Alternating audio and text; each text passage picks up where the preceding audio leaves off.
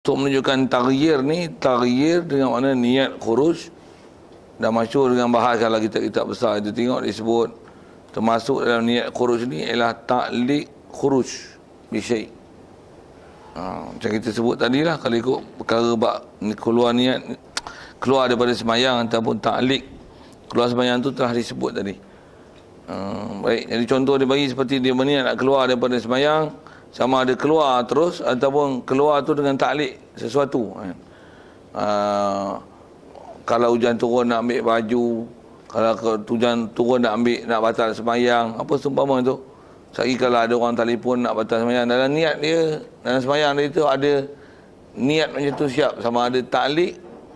Ta'liq tu menggantung sesuatu dengan sesuatu untuk batal semayang, ataupun dia langsung kan, dia lulus kan, batal semayang lah, berhenti semayang dulu lah, tak mau semayang lah, semayang sekali lah, apa seumpama tu, itu istilahnya taghyir niat.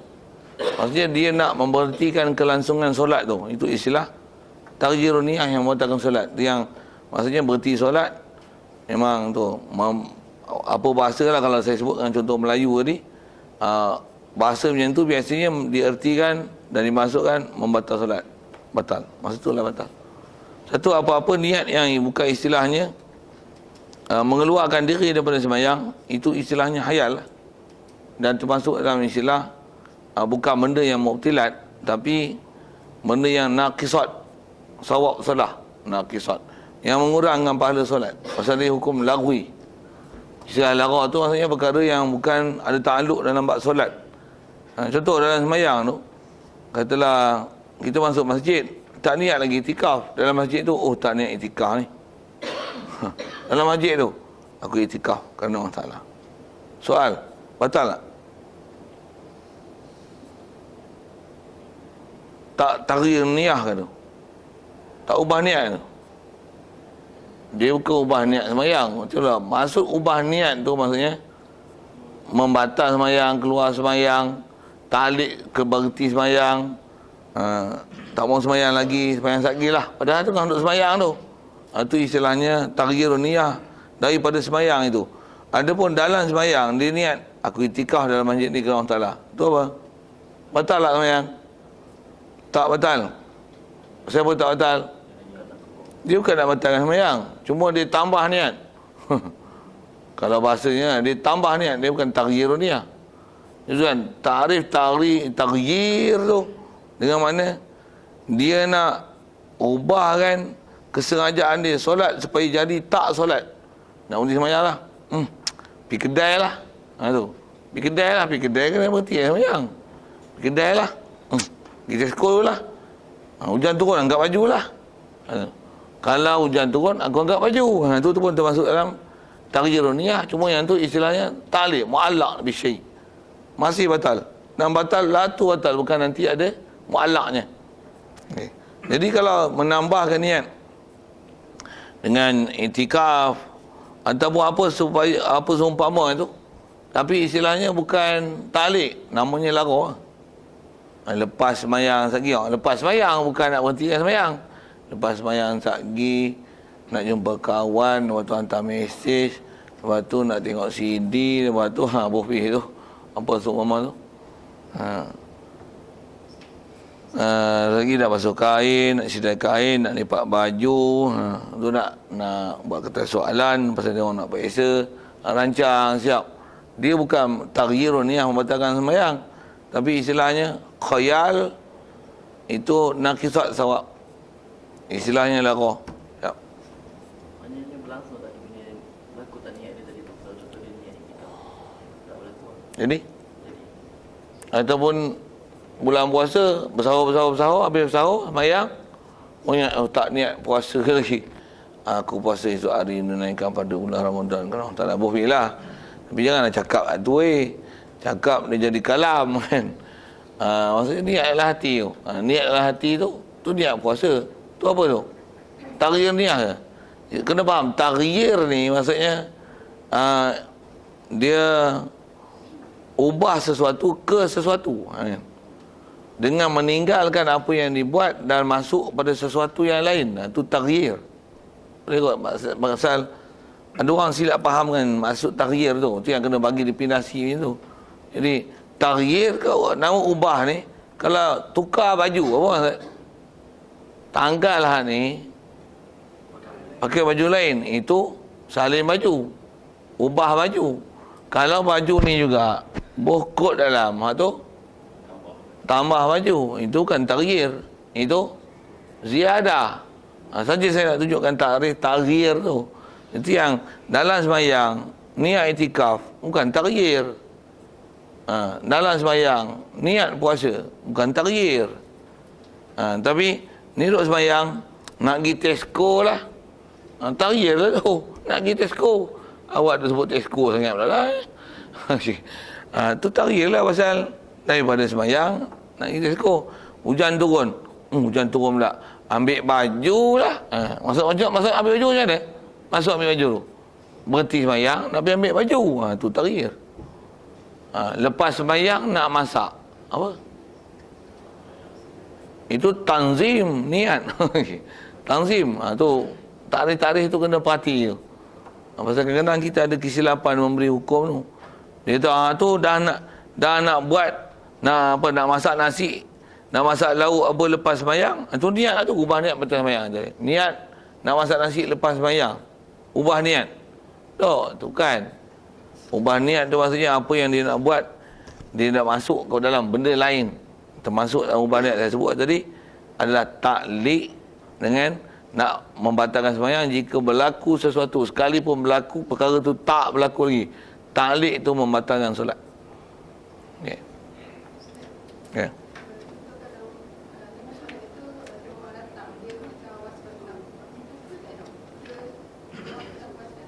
Was-was nak membatal ataupun tidak. Was-was tu macam mana? Nak buka pintu tak buka pintu, nak buka pintu tak buka pintu, nak buka pintu tak buka pintu, nak buka pintu tak pintu.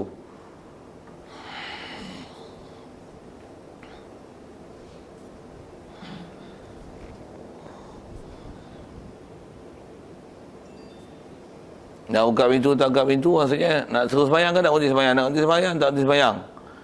Tu istilahnya syaitan kacau tu. Kalau bahasa syaitan lah kan.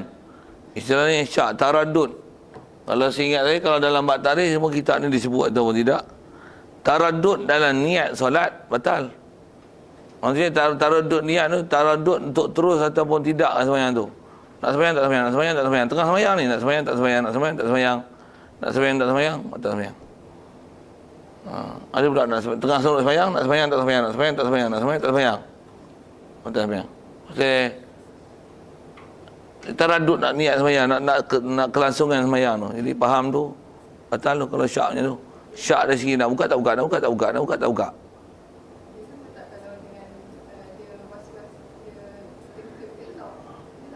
Kentut ataupun tidak, tu lain. Yang tu pasal dia bukan masalah taraddud di solat. Itu syak, adakah ada mubtilat ataupun tidak. Kentut tak kentut, kentut tak kentut, kentut tak kentut. Buah kentut tu kan. Apa jawab? Kentut tak kentut, kentut tak kentut. Asal tak kentut. Jadi kentut tu syak, buang. Itu dia berlaku benda mubtilat ataupun tidak. Yang tu dia berbeza dengan nak buka pintu tak buka pintu, nak buka pintu tak buka pintu. Itu taraddud fi niat. Jadi taraddud fi niat maksud dia bab niat ni dia sensitif sikit. Maksud sensitif tu dia walaupun tak berlaku, khususnya dalam bab ta'liq tu, dia boleh membatalkan walaupun tak berlaku lagi perkara tu. Berbanding dengan kentut tak kentut, kentut tak kentut. Yakin kentut, batal. Jadi kentut tak kentut, kentut tak kentut. Asal tak kentut. Macam lah ni, ada wuduk tak ada wuduk, ada wuduk tak ada wuduk. Sebelum tadi apa? Tandas. Ambil wuduk tak? Daripada tandas tak ada wuduk, tak ada wuduk lah.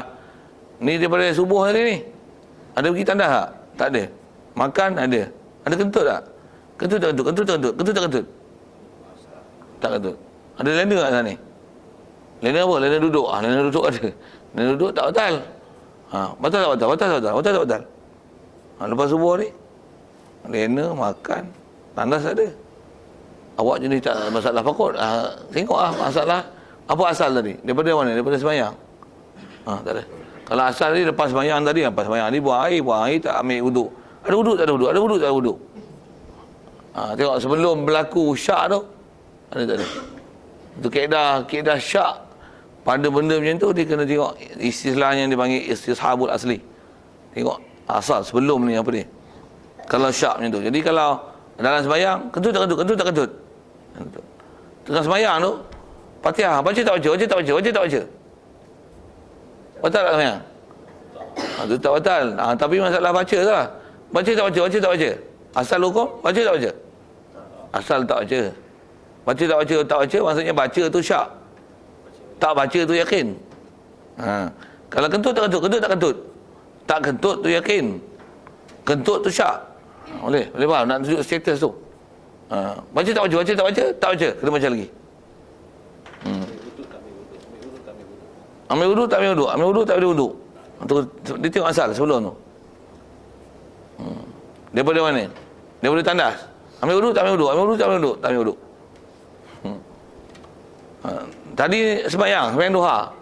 Sembahyang duha, ambil wudu tak ambil wudu. Dah, sembahyang duha dah ambil wudu tak ambil wudu. Ada main bola ke? Kalau kita niat kita solat seorang, tu dalam main solat tu kita nak niat solat jemaah pula.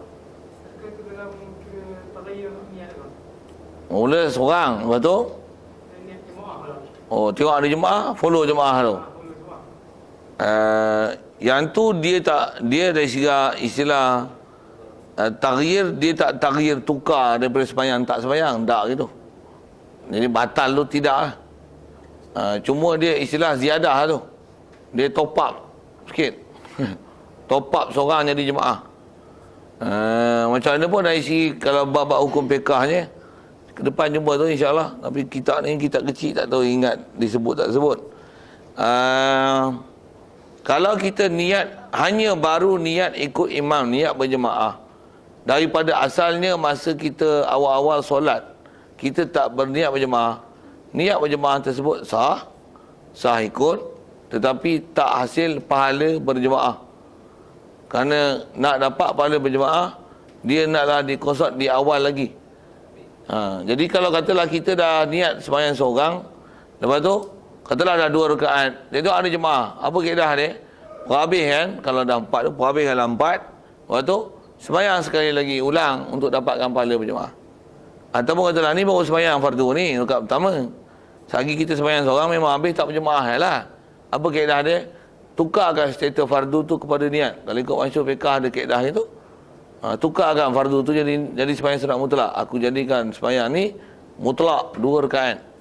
Ada Syekh Bulkini tak silapnya, dia kata boleh niat dengan 1 rakaat saja. Aku tukarkan sembahyang ni sunat mutlak 1 rakaat. Kalau ikut begini adalah qaul dhaif. Jadi kalau ikut yang kuat 2 tu lah. Nak jadikan sembahyang sunat ni 2 rakaat. Sembahyang 2 rakaat. Jadi status dia sembahyang sunat sekarang. Lepas tu habis sembahyang 2 rakaat. Lepas tu baru takbiratul ihram dengan niat berjemaah daripada awal lagi. Baru hasil pahala berjemaah. Ikut kawan yang gitu. Sebab sembahyang berjemaah dia memang disyariatkan untuk berjemaah daripada awal lagi. Dan untuk mendapatkan pahala, kalau ikut kawan Syafi'i kita mestilah ada niat ikut imam di awal dalam takbiratul ihram. Barulah hasil pahala berjemaah. Dan melainkan sembahyang Jumaat wajib niat imam atau makmum di awal lagi dalam takbiratul ihram, kerana Jumaat takkan boleh buat seorang berbanding dengan sembahyang lain pada Jumaat. Tentu dia punya fadilat dan hukum itu detail dia.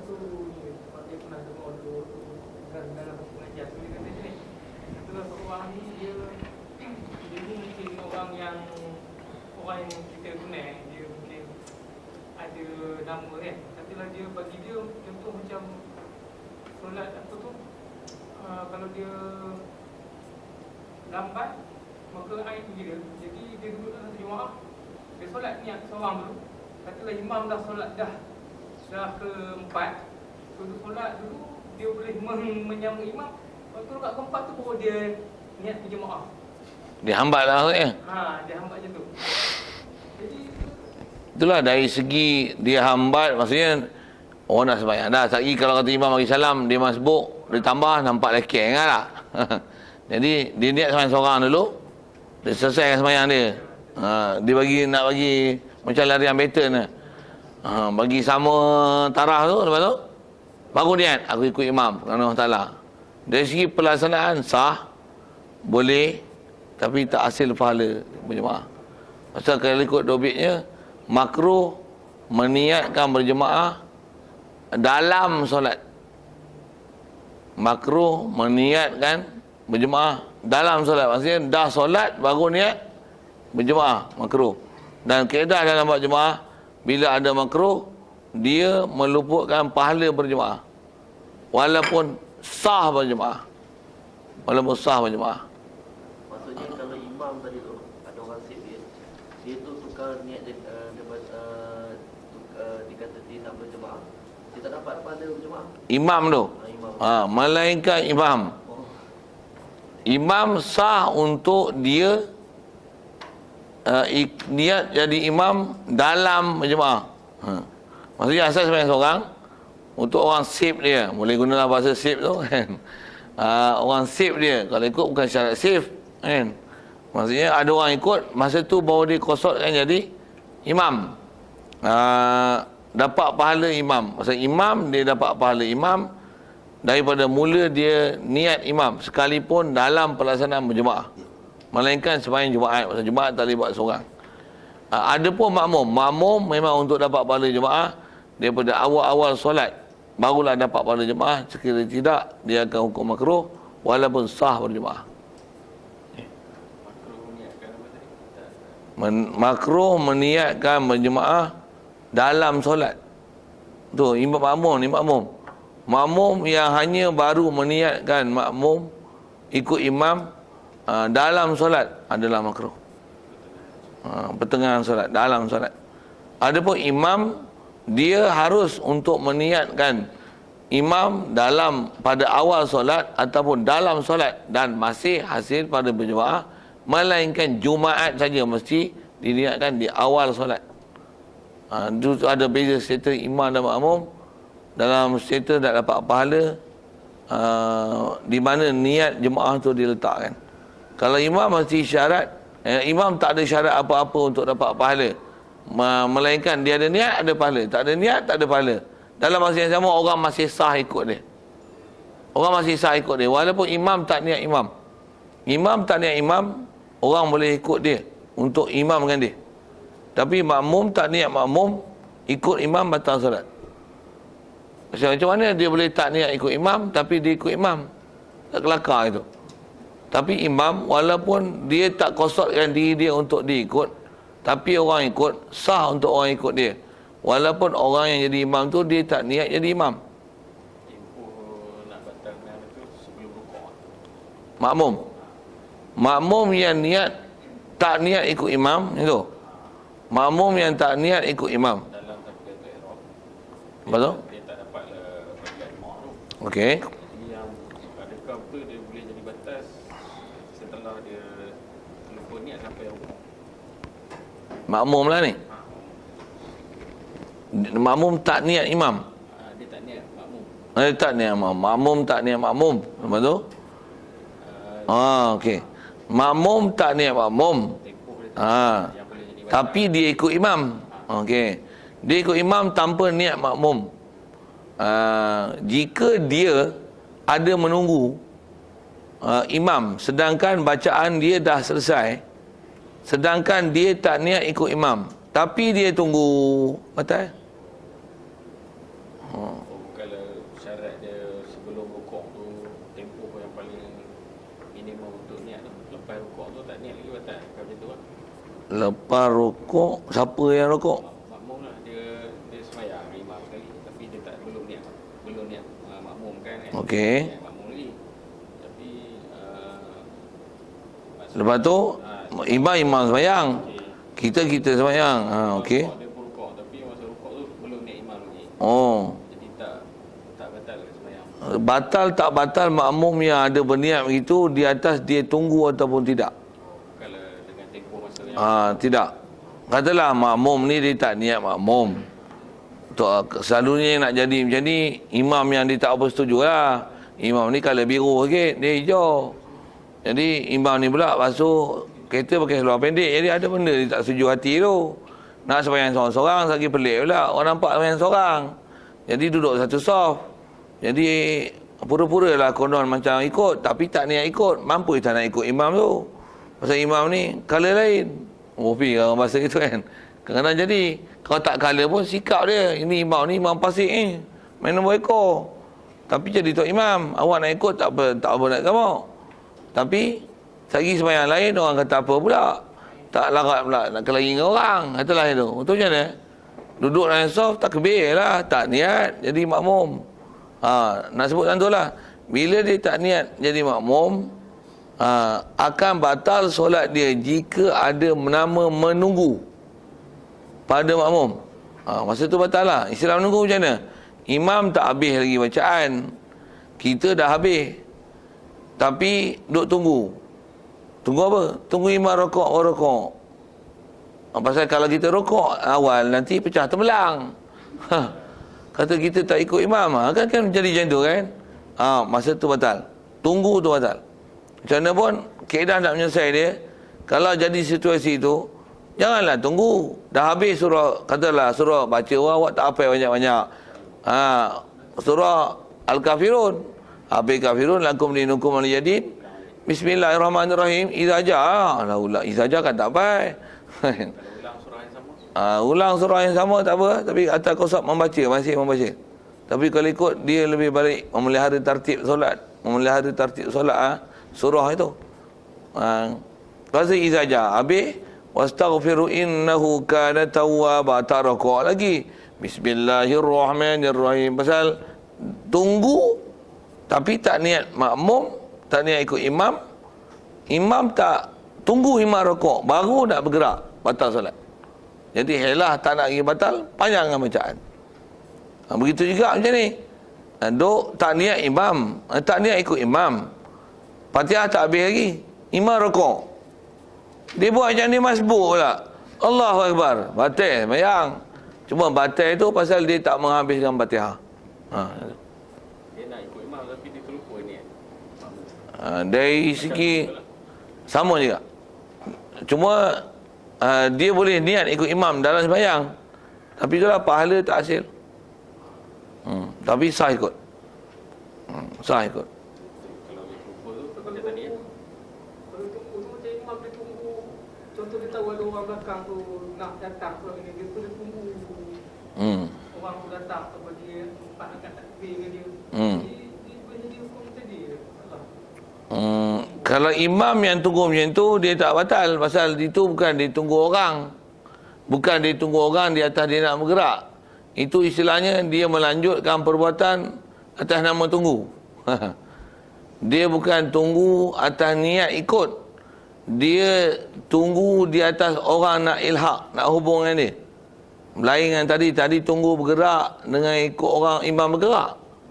Yang ni dia imam bergerak di atas dia, tapi dia tak nak bergerak pasal nak memelihara orang lain datang ke dia. Masyhur kitab fiqh dia yang tu batal, dia tak batal. Dan dalam fiqh dia ada hukum dua tempat yang memang ada sunat tu. Antaranya sunat tunggu ketika rokok supaya masbuk boleh dan takbir dan rokok, dan sunat tunggu sebelum bagi salam supaya orang yang main lambat, dan juga takbiratul ihram sebelum daripada salam imam. Jadi dapat juga pahala berjemaah walaupun dapatlah ujung tu. Dapat fadilat je kawan bar imam as. Masih hasil fadilat. Walaupun dia tak ikut turun. Walaupun tak turun. Hasil fadilat. Satu dia nak tunggu fadilat tu, dia boleh dengar lah takbiratul ihram makmum tu. Makmum pun Allahu Akbar, dia pun Assalamualaikum. Sunat tunggu itu. Selama-lama tak istilahnya panjang, lebih panjang huruf atas nama tunggu. Antara kita tunggu, helah tak boleh tunggu. Rokok panjang dalam bacaan rokok. Allahumma laka raka'tu wa bika amantu wa sya'alaka sam'i wa basari wa mukhi wa azmi wa mastaqallas bihi qadami. Baik. Cuma panjang dalam tasbih. Subhana rabbiyal azim wa bihamdi, subhana rabbiyal azim wa bihamdi, subhana rabbiyal azim wa bihamdi, subhana rabbiyal azim wa bihamdi, subhana rabbiyal azim wa bihamdi. Tak masuk lagi. Lagi dia bar, nampak perasaan dia rokok tu, bawa Allah, sami Allahu liman hamidah. Ataupun tahiyat, innaka Hamidum Majid, duk rasa seh ada orang. Tak lagi bagi salam, kawan tak sempat takbir kan. Allahumma ighfir li ma qaddamtu wa ma akhartu wa ma asrartu wa ma alantu. Selalu kan nak baca pun. Ya muqallibal qulub, tsabbit qalbi ala dinika wa ala ta'atika subhanaka inni kuntu minadh zalimin. Lepas tu tengok tak takbir lagi, duk pakai sorban. Nampak dengan ujung mata duk pakai sorban baru rupanya.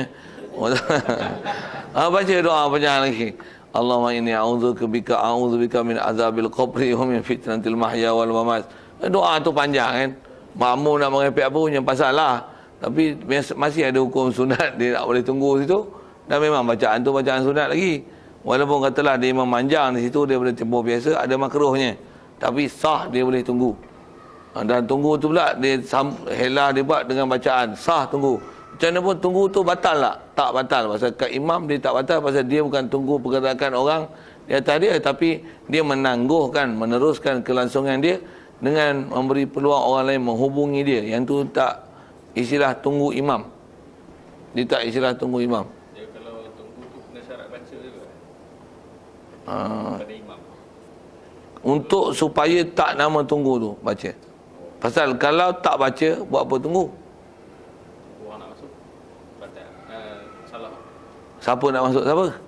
Makmum nak masuk. Masuk kat kita? Kita jadi tunggu imam lah, tunggu imam ni. Okey. Dari segi hukum kalau ikut, kalau ke imam tak syarat baca. Cuma baca tu antara benda yang boleh diisi lah. Daripada melengung je, baik baca. Antara baca tu doa, tasbih. Kalau bak rukuk tasbih, bak tahiyat doa. Macam orang yang datang imam tu tunggu dia takbir tu, imam tu dengar bar dia, imam tu bagi salam. Yang dia tadi turun imam. Dari segi kaedah bila dah imam dah kum, tak sunat dia turun lah. Kalau dia turun batal tak? Kalau sengaja turun batal. Kalau kata imam dah assalamualaikum, dia dah bar tadi. Kalau kaedah dia, kalau dia dah bongkok kali pun, Allah assalamualaikum, tarik naik. Tak sunat turun. Dia turun ni selama-lama masih sebelum dia bagi salam, baru ada sunat turun. Satu yang ada kaedah, bila dah nak dapat hanya last minute macam tu untuk berjemaah, afdalnya kalau ada orang lain nak berjemaah yang masih tertinggal, ataupun masih ambil wuduk ataupun baru datang, apa kaedah dia? Buat jemaah baru. Supaya kita dapat ikut berjemaah daripada awal hingga akhir. Itu adalah lebih afdal. Melainkan jika jemaah yang ada ni adalah jemaah yang sangat ramai. Berapa? 70,000 orang. Pasal apa? Ustaz UAI datang. Jadi berjemaah 70,000 orang berjemaah. Kita nak dapat fadilat 70,000 orang. Kita lambat lah tu. Ni memang apa-apa. Pergi-pergi betul-betul dia dah duduk tahiyat akhir. Kita nak dapat fadilat 70,000 orang jemaah ni. Jadilah dapat ekor pun. Allahu Akbar. Dia assalamualaikum. Dapat juga. Walaupun katalah itu ada lagi orang nak jemaah. Kalau kita tunggu, kalau ikut, boleh juga untuk berjemaah daripada awal hingga akhir. Tapi ada 3 orang berjemaah. Yang tu 70,000. Nak hasil fadilat 70,000 tu, bar takbir je. Tapi kalau yang ni jemaah 3 orang. Kita nak sembahyang 4 orang. Dia nak bagi salam dah. Sembahyang lain lah. Yang ni lagi power. Ni 4 orang, tu 3 orang. Buat jemaah lain. Daripada awal hingga akhir. Itu adalah lebih baik. Dia ada aulawiyat dia lah. Dari ke mana lebih utama untuk diikut ataupun nisbah buat bina jemaah baru. Antara yang nak diperhati itu adalah bilangan orang solat. Pasal bilangan orang solat tu ialah termasuk dalam istilah zatil ibadah, dia ibadat. Dia fadilat, al-fadilatu muta'aliqatu bi zatil ibadah afdalu min al-fadilah muta'aliqati bi zamaniha wa makaniha. Itu antara kawaid yang ada lah. Fadilat yang bergantung dengan diri ibadat adalah lebih afdal daripada fadilat yang bergantung dengan tempat dan masa. Katalah semayang di masjid awal waktu, tapi masjid tu masjid biru, tak ada aktiviti. Ada 3 orang semayang. Yang ni semayang kat surau. Awal waktu berpilah awal waktu juga. Tapi semayang ada 50 orang. Baik semayang kat surau, masjid ada aircon tak dapat fadilat. Masjid ada awak tu, tapi 3 orang. Yang ni 50 orang sembahyang Zuhur. Aircon memang tak ada, surau hijau pula tu. Memang tak dapat kemudahan macam tu lah, katalah itu. Tapi jemaah 50 orang awal waktu. Ni ramai, bagus. Ni lebih besar fadilat berbanding dengan masjid awal waktu 3 orang. Disibah afdal, tak afdal tu. Afdal sini. Lagi afdal, masjid tu janganlah jadi masjid biru. Hijau kan masjid tu. Semua orang pakat sembahyang sana. Awal waktu, masjid, aktiviti banyak. Jemaah 50. Tambah jadi 51. 51 tu kita lah orang ke 51 tu. Maksudnya dengan zatil ibadah, makaniha, zamaniha. Tapi kalau ada, ni zatil ibadah, tak ada zaman, tak ada makan. Tak ada masjid. Yang ni masjid. Awal waktu. Tapi 3 orang. Zatil ibadah. Ni 50 orang. 50 orang lagi betul. Dia ada kaedah macam tu lah. Dari sini nak pilih berjemaah.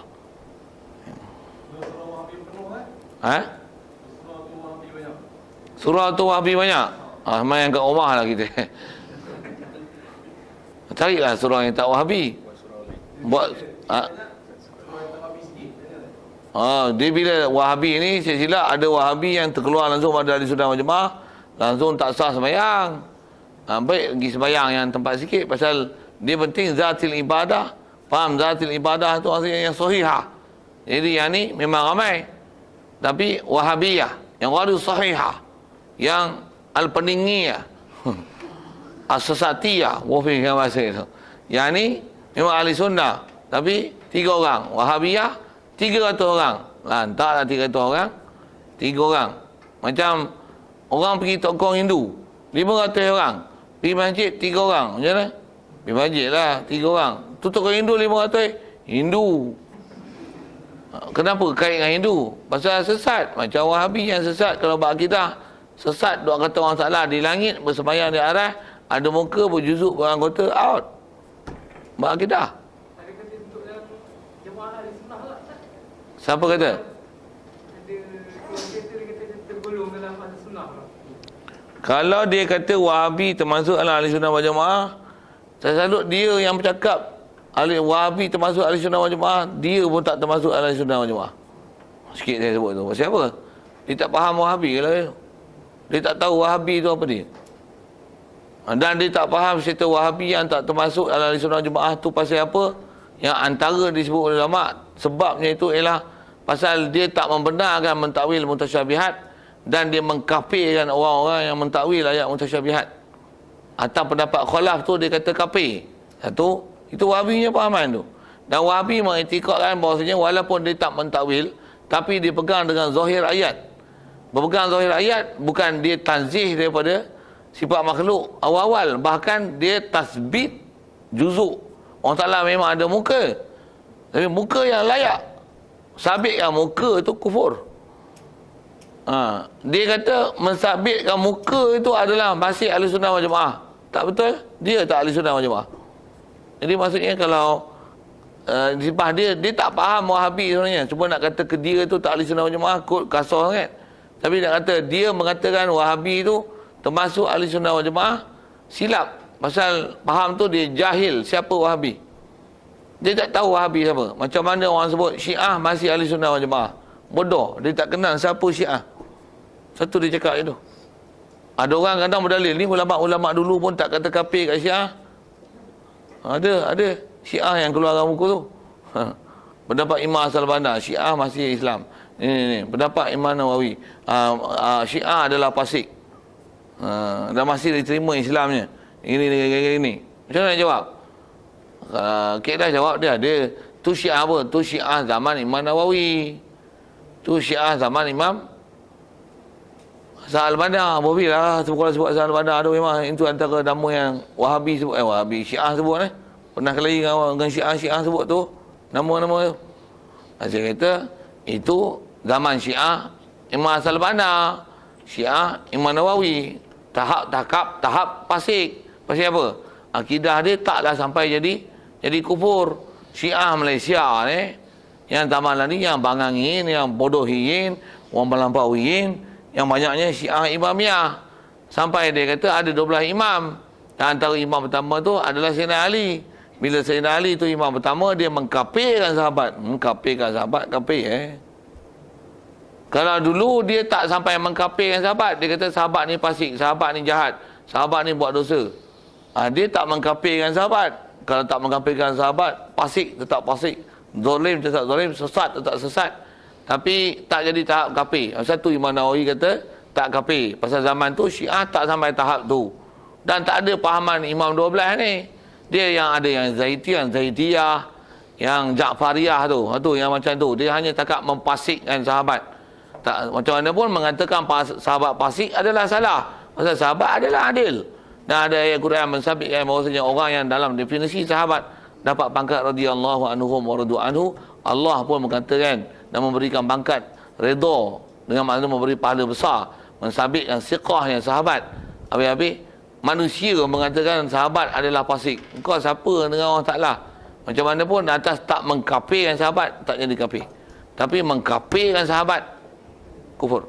Kalau Syiah lah ni, yang Imamiyah, semua mengkafirkan sahabat. Termasuk yang imam-imam di Iran. Cuma kat Malaysia ni kot, dia ada taqiyah dia, yang dipanggil kat bagan serai apa itu kan. Yang mana-mana yang tengok perjumpaan yang ada, bila kita tanya, yang saya pernah jumpa ni pun, yang saya pernah debat dengan Syiah yang pernah jumpa lah, rasa debat, adalah berlaku dialog antara kami dua orang je pun, dia seorang saya seorang.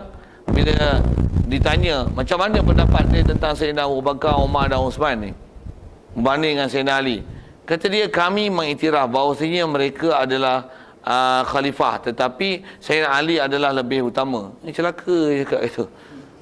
Kalau hampa duk iktiraf macam tu, jadi maksudnya tak jadi Syiah, cuma dia bahasa cakap lah macam tu. Tapi saya sebut yang saya kelahi tu lah, boleh kelahi tu pasal yang jumpa tu orang lain yang kelahi Mesih ni dalam Insyad ni. Orang tu dia kata apa? Sayyidina Umar Al-Khattab. Macam-macam dia sebut. Rasulullah berkahwin dengan anak ahli neraka. Siapa ni? Anak ahli neraka tu Sayyidina Abu Bakar. Nah, Aisyah pun termasuklah ahli neraka. Pegang. Nombor telefon ni pun ada lagi simpan. Dajjal tu. Lepas tu bila tahi kelahi, tetapkan tarikh perjumpaan, dia hantar orang lain. Alah, leceh. Bila orang lain dia cakap yang tu lah. Bila kita tanya apa pendapat tuan, kita tanya atas pendapat dia, boh bila dia kata kat dia, apa pendapat tuan, nak kelahi apa, dah ada iktiraf Sayyidina Abu Bakar. Kalau dia kata Sayyidina Abu Bakar tu adalah kafir, macam mana yang memang disebut dalam mesej, dan macam mana penyataan yang memang selalunya itulah pahaman Syiah yang Imamiyah. Memang tak syak. Kalau kata kafir, dengar ni tuan-tuan, saya nak jahat ni lah kafir besar ni, tuan-tuan bunuh dia halal darah. Dia nak khabar gitu lah. Nasib baik dia tak kata gitu. Dia cuma kata semua ni kami hormat para sahabat, tetapi Sayyidina Ali adalah orang yang paling afdal untuk menjadi khalifah. Dia kata gitu. Atas kata afdal, dia tak hukum kafir, tapi fasik, kata menyalahi daripada apa yang sepatutnya, yang berlaku yang sepatutnya diiktiraf mengikut atas jumhur ulama. Bahkan kalau setengah ulama mendakwa bahawasanya dia adalah hampir berlaku ijma', mengatakan bahawasanya memang khalifah, orang yang paling utama untuk menjadi khalifah adalah berdasarkan tertib khalifah yang ada, yang 4 orang tu, Sayyidina Abu Bakar, Umar, Uthman, Ali. Pasal wajib tanggung, sahabat mesti orang yang sangat taat. Mereka tidak akan memilih siapa yang jadi ketua di kalangan mereka, melainkan siapa orang yang paling afdal untuk jadi khalifah.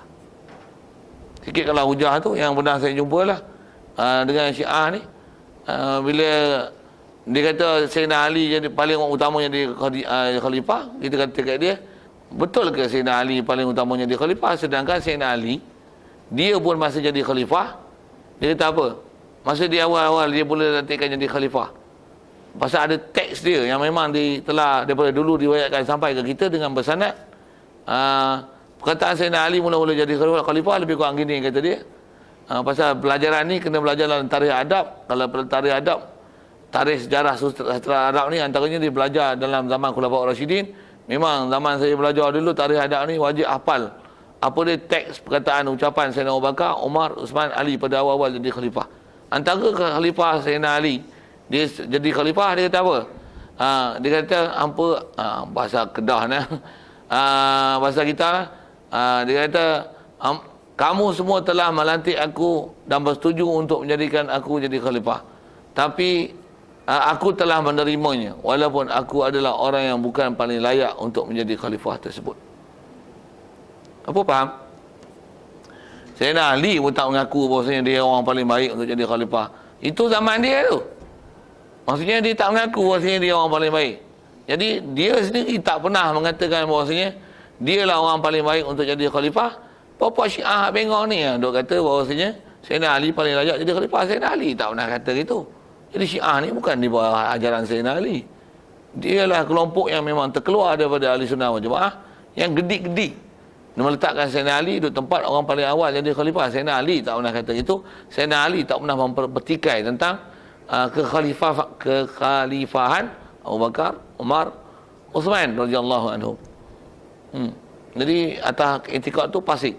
Ada ulama meletakkan kafir tu ke situ. Dia atas pendapat Sayyidina Hasan al-Banna, Imam Nawawi, memang atas kaedah macam tu zaman mereka tak kafir lagi lah pada Syiah ni. Tapi kalau zaman belakang ni habis jahanam. Dia kafir Syiah ni. Level standard dia sama ke ataupun kafir yang Hindu ni? Kafir apa? Kafir? Syiah ni.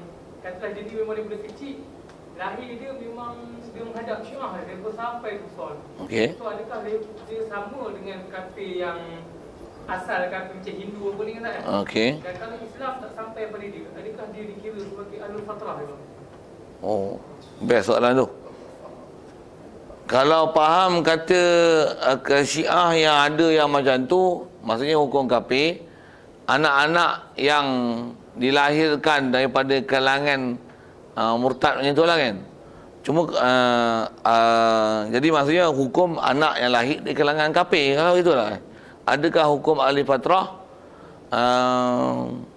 Kalau faham dengan status hukum itulah yang ada, dia orang tu hukum kafir, selagi tak dapat pengetahuan Islam yang sebenarnya kepada dia dengan dakwah Islam, yang dia jadi Syiah tu di atas keturunan, hak tu hukum ahli fatrah. Tapi kalau dia memang ahli sunnah wal jamaah, lepas tu convert jadi Syiah, hak tu kafir murtad namanya. Syiah tu kafir macam tu kafir murtad pasal dia bukan ahli fatrah. Macam Ustaz dah sebut yang kat Pakistan, Allah yang kat Pakistan, yang Syiah yang kat sana, dia orang macam orang Hindu dan Buddha kat Malaysia lah. Maksudnya apa? Syiah bodoh. Syiah bodohnya ni, Syiah pun dia tak tahu Syiah tu apa. Dah hari Asyura duk apa dia? Macam orang Hindu sambut wel-wel lah. Wel-wel tu tempoh tu tata wel-wel apa ni? Itu sudah bapa kita semua sudah ikut tu macam. Syiah yang keturunan macam ni, silah kafir tu, anak-anak dia orang keturunan belakang ni, Syiah ahli fatrah. Yang tu kalau kita cerita Islam balik tu, okey. Yang jadi masalahnya, yang ahli sunnah ni pergi kat Iran jadi Syiah. Oh, tu. Tu memang tak ada khilaf di kalangan ulama tu, yang Syiah yang lah ni, tambah yang kat Malaysia ni. Syiah ni kafir. Dan kafir dia murtad, alhamdulillah. Sama kalau ikut dia sama dengan macam Kasih Ahmad apa adik-adik sama dengan Wahabi dok i'tikad orang Taala di langit bersemayam di aras. Dari segi label kufur dalam bab i'tikad sama. Cuma yang ni kufur dalam bab ketuhanan. Syiah banyak kufur dalam masalah tak mengiktiraf dalam bab-bab sahabat, kekhalifahan. Maksudnya dia banyak kufur dengan sebab ada engkar dalam bab hadis yang Rasulullah berkata, alaikum bisunnati wa sunnati khulafa ar-rasyidin.